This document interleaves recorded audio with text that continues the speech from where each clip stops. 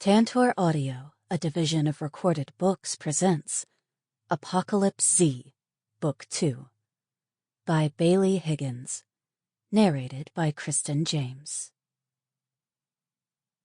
Chapter 1. Dylan. It was quiet inside the room. Too quiet. Dylan stared at the ceiling above her head, counting the minutes until morning. She couldn't sleep, despite the drugs that flowed through her veins. While under quarantine, the doctors took care to keep her calm and sedated. They were afraid of possible side effects to the cure, or even a relapse. She didn't mind at first, not while her broken body knit itself back together. But now it was becoming a bore, and she still had 2 whole days to go. There was little to occupy herself with, and visiting hours were restricted to 2 30-minute windows per day. Besides Amy and Alex, the only other people who dared enter her room was Dr. Tara Lee and Dr. Knowles. Tara was nice enough. A bit formal, but at least she could hold a conversation.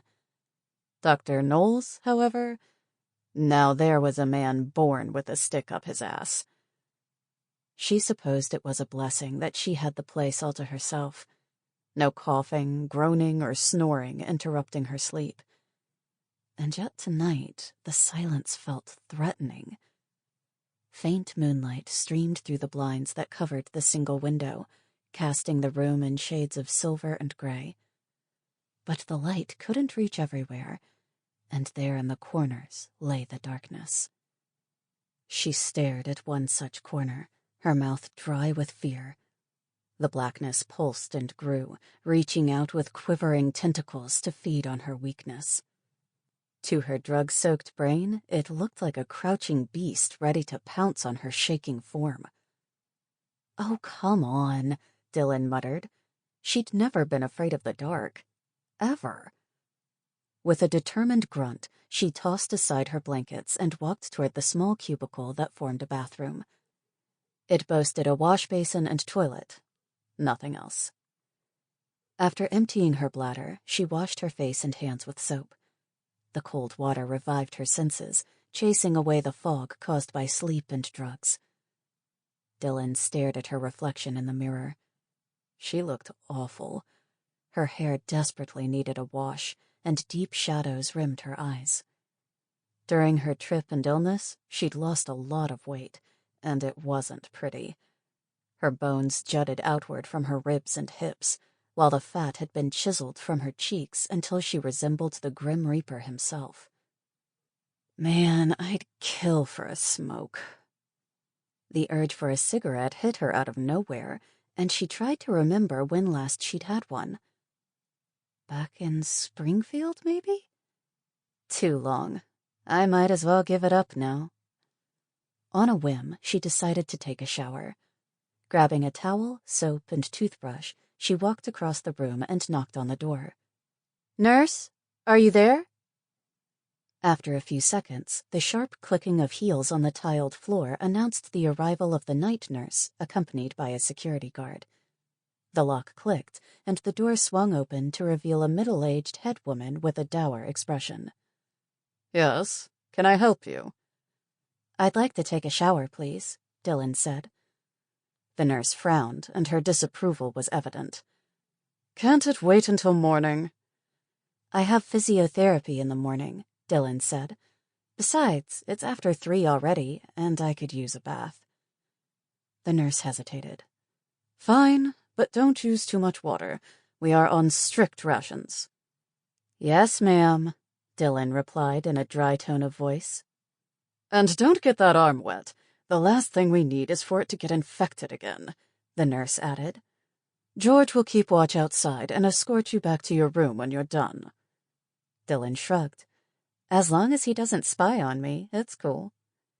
The nurse and security guard stared at her with distinct displeasure.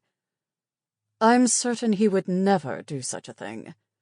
"I'm not a pervert," George rumbled in a deep voice. "Geez, I'm just joking, okay?" Dylan said, rolling her eyes. With a shake of her head, the nurse departed. George led the way to the communal bathroom equipped with baths and showers, and Dylan ducked inside. The room was empty, just the way she liked it. A soak in the tub was exactly what she needed to relax and forget about the creeping fear that wouldn't let go. Inside an empty cubicle, Dylan undressed and placed her stuff on the small wooden bench provided. She opened the taps and waited for the basin to fill, adjusting the temperature until it was just right. Feet first, she stepped into the tub and eased back into the steaming water. Her eyes drifted shut, and a smile played on her lips. This is the life. After a few minutes, she sat upright to wash. It was difficult using only one hand, but she managed. Her fingers traced across the numerous injuries she'd accumulated on her journey to Fort Knox. The cut on her scalp, thanks to Crazy Maddie, that one still had stitches in it.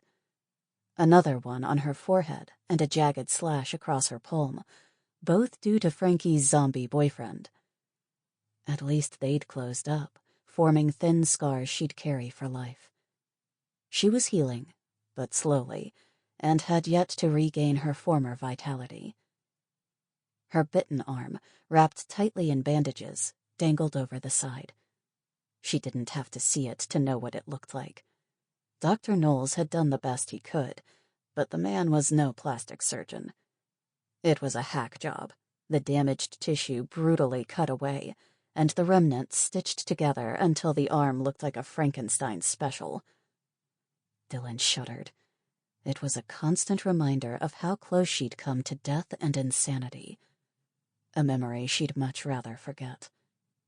Even now, Ray and his buddies haunted her dreams, their horrific deaths at her hands forever branded on her soul. She shook her head. Forget it. It's done.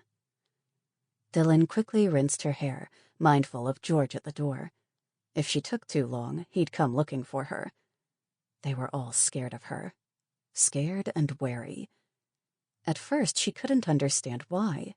She'd been cured, hadn't she? She wasn't going to become a zombie anymore. Then Tara explained. Even though she'd been cured, there remained a chance that she could relapse, that the virus could overcome the cure. Hence her enforced quarantine. This Dylan already knew. But there was more. 2 others, besides Dylan, had successfully received the cure. Saul, Tara's companion and bodyguard, and a little girl. Both exhibited occasional side effects that Tara was sure would present in Dylan as well. Fits of extreme aggression. And that's why they're all shit scared of me, Dylan said with a sharp frown. It felt strange to be the object of such intense fear and hatred. Nor did she look forward to going nuts again and ripping someone else's throat out. Wouldn't that be awesome? Dylan dried off and slipped the hospital gown over her head. The nurses had taken all her clothing when she arrived, so she had no option but to wear the flimsy cotton dress and panties. Even worse, it was open at the back, the 2 flaps tied together with string. She was forever holding it shut with one hand, not willing to grant anyone a free look at her ass. Not that there's much of it left anymore, she grumbled in her head. And the hospital food isn't helping either. I wouldn't feed that slop to a dog. After brushing her teeth, she gathered up her stuff and prepared to leave when the lights went off. Plunged into darkness, Dylan froze on the spot. Her former fears came rushing back, and her heart rate sped up until it raced in her chest. Licking her dry lips, she called out, "George? What's happening?" No answer. "George?" Dylan edged forward, one hand stretched out into the unknown until she encountered the wall. She pressed her back against it and shut her eyes in an attempt to calm down. In the distance, a siren began to wail. It grew louder and louder until the sound vibrated through the walls and floor beneath her naked feet. It could only mean one thing. A breach.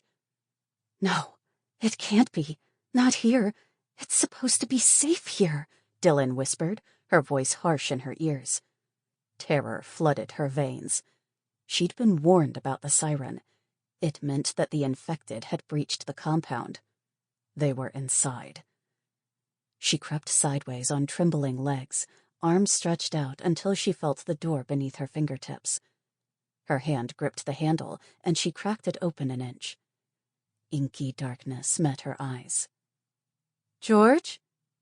Still no answer.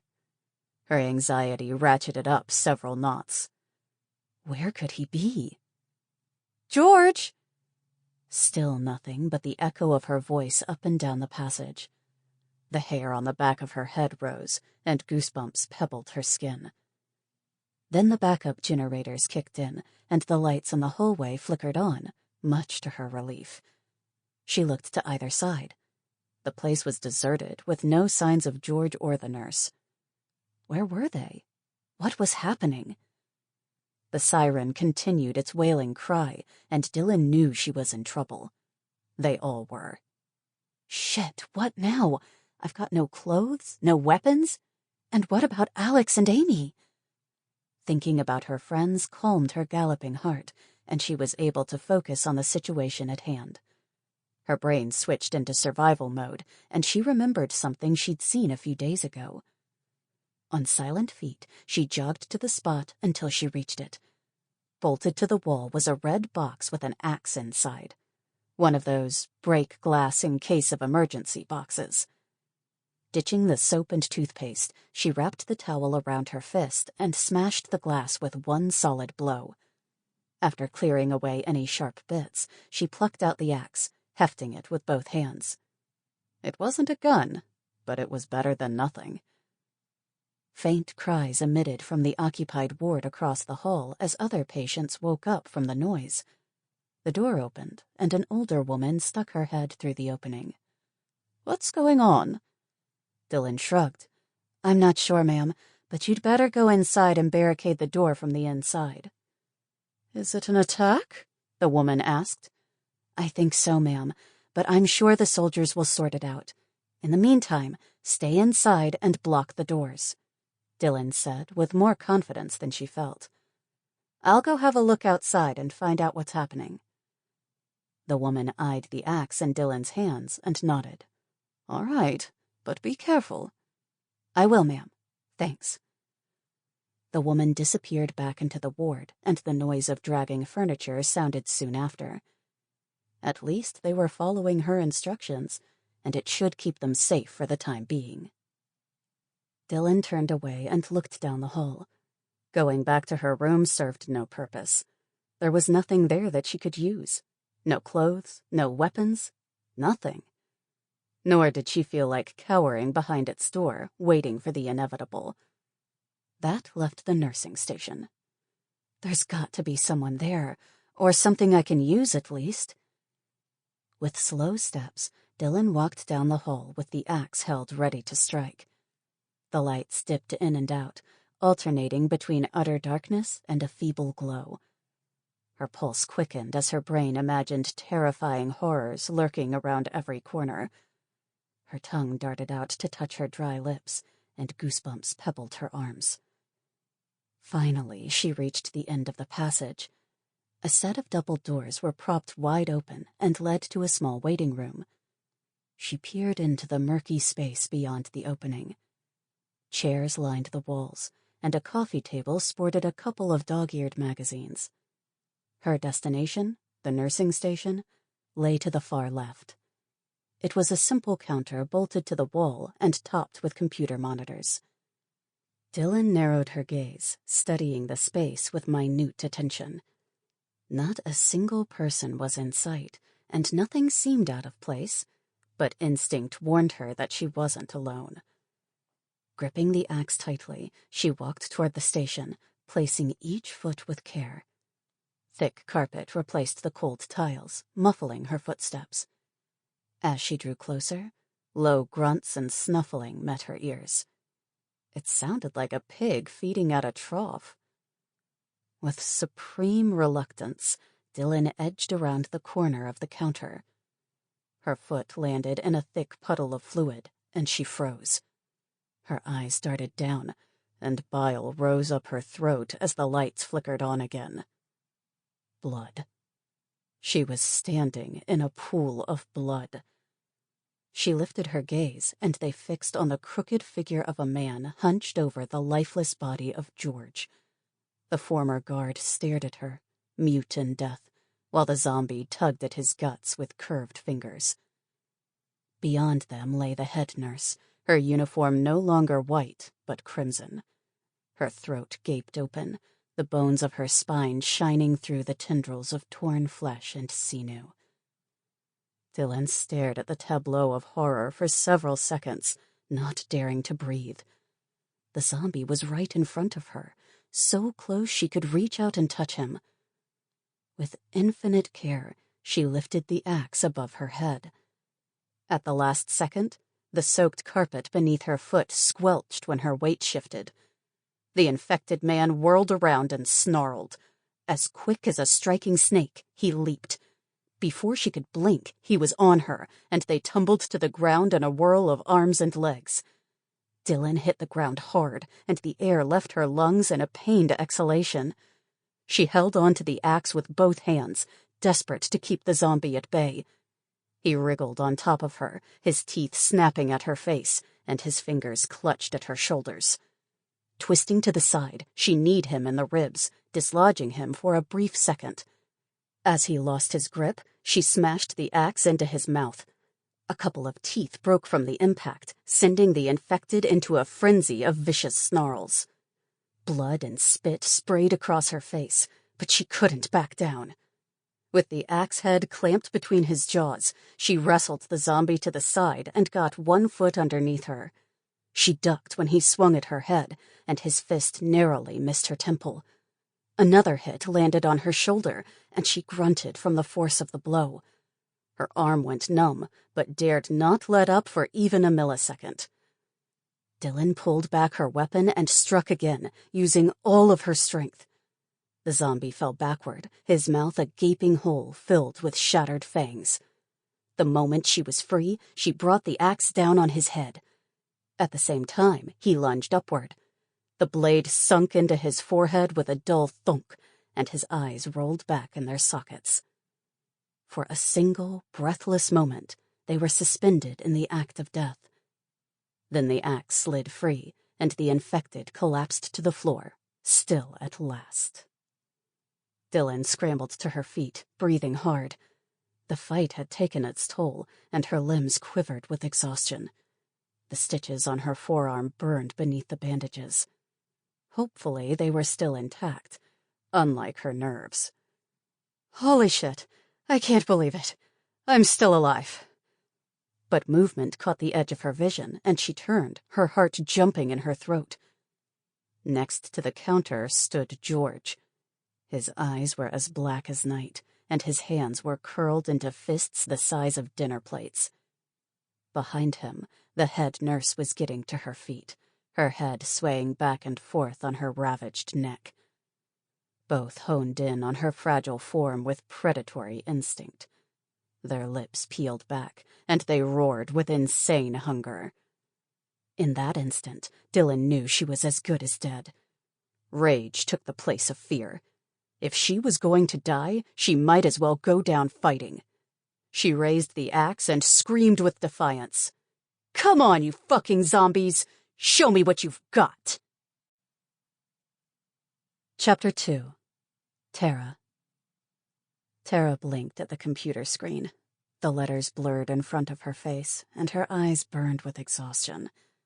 A cold cup of coffee languished next to her on the desk next to a half-eaten biscuit.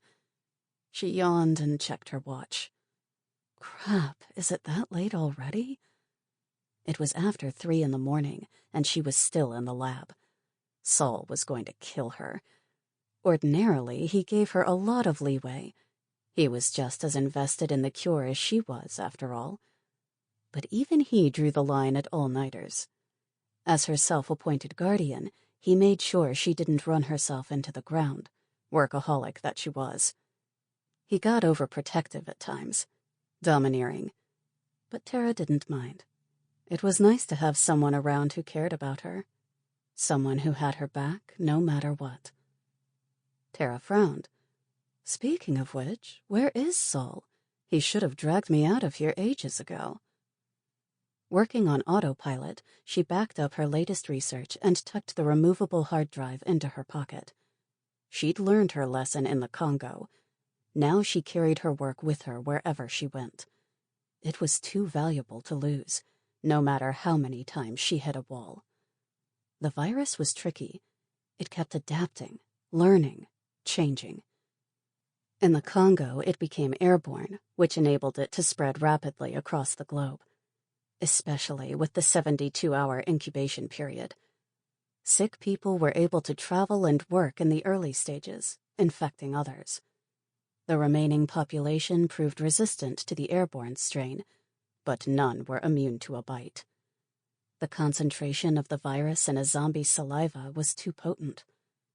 At times, she despaired of ever creating a real workable vaccine and cure, even with her latest success story, Dylan. Tara pushed back her chair, ready to call it a night when the sirens went off. First one, then another, and another, until they formed one uniform wail designed to alert all inhabitants of a breach. Terror ran down her spine with an icy touch. Not once since she'd gotten to Fort Knox had there been a breach. Oh no, this is bad. This is really, really bad. Saul, where are you? Tara gripped the stock of the sawed-off double-barrel shotgun she carried at her waist. Saul had taught her how to use it. Since she was no great shot, he reckoned the shotgun was her best bet. It would obliterate anything close to her without needing any real expertise. She also carried a knife and a bandolier filled with extra shells, though she'd never had to use it. Not with Saul around. She was about to leave when the lights went off, plunging the lab into darkness. Tara froze, her heart in her throat. She reached out with her free hand and edged her way around her desk.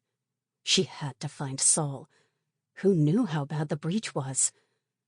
As she inched her way in the general direction of the exit, her foot hooked on a stray wire. With a yelp, Tara tipped forward, arms windmilling in a failed attempt to stay upright. She crashed to the floor, and her head connected with the corner of a table. Her brain exploded with white-hot agony, and stars filled her vision. She lay crumpled on the floor, one hand pressed to her temple while she fought to stay awake. It was a doomed effort. The tiled floor was cold beneath her cheek, inviting her to relax, to let the pain fade away as her consciousness dipped into oblivion. With a faint moan, Tara gave up the struggle. She leaned on the wooden railing of the boat, staring down into the dark green depths of the Congo River. It hid a myriad of dangers, as she'd experienced firsthand a couple of days before during their narrow escape. Crocodiles, hippos, tigerfish, and who knew what else. She hated it. Hated the jungle with its predatory creatures and hostile inhabitants. Hated the mosquitoes and gnats that plagued her existence. Hated the heat, the sun, and the oppressive humidity. Most of all, she hated that she was stuck in the middle of nowhere while the whole world was going to shit, and she could do nothing about it. All those hours spent researching the Vita virus. And for what? "Are you okay?" Saul asked, interrupting her thoughts. Tara scratched at an insect bite, the spot already raw and suppurating. Just one more sore to add to the many others marring her tender skin. "I'm all right, I guess." "No, you're not." His dark brown eyes surveyed her, cataloging every misery she was experiencing with shrewd calculation. "You're not made for this country, this environment." "No, I'm not. It's awful. How can anyone live here?" Tara complained with an audible groan. "How can you?" Saul shrugged. "It's in the blood. You're born to it, or it calls to you." "The only thing calling to me is a cold shower and a soft bed." He chuckled. It's not always this bad. Africa has many great and wonderful things to offer as well. He rested one hip on the railing. His muscled frame was relaxed in the same way as a panther at rest. Calm 1 second, and in full-blown action mode the next. Since their camp had been overrun, she'd gotten to know him much better. In many ways, he was a wonder, skilled at arms, fighting, and survival tactics. Ideally suited to the hostile environment of Africa. Even the zombies didn't appear to faze him. To him, they were simply another danger to add to an already long list. In other aspects, he was still a mystery. She didn't know much about his history, and he wasn't prone to sharing either. Not a big talker, she'd gotten used to long periods of silence between them. It didn't bother her. They understood each other, and that was enough. One of Saul's men cheered as he wrestled a colossal fish onto the deck, and Saul nodded with approval. We'll eat well tonight. The soldiers spent most of their days fishing. It was a means to pass the time and provide food for everyone on board. So far, they had yet to disappoint. The fish flopped around on the boat, its pink gills gasping for oxygen until someone ended its misery by slitting its throat. Blood pooled onto the wooden floorboards, and the fish ceased its struggles as its life bled away. She stared at the spectacle, half sorry for the creature, until Saul gripped her arm. You should lie down and get some rest. I'll call you when it's time to eat, he said. Thanks, Tara said, grateful for a chance to get out of the heat. She made her way to her bunk and sank onto the thin mattress. A breeze swept through the open windows of her cabin, cooling her fevered skin. Within minutes, she was fast asleep. Tara gasped as she came awake with a start. Her cheek lay nestled in a puddle of blood. Her blood, not fish blood. It took a few seconds for the dream to fade back into her memory bank. She was at Fort Knox, inside her lab. The boat was long ago and far away. She blinked, taking in her surroundings. The lights were back on, but the sirens still wailed their awful song, which meant she had to find Saul.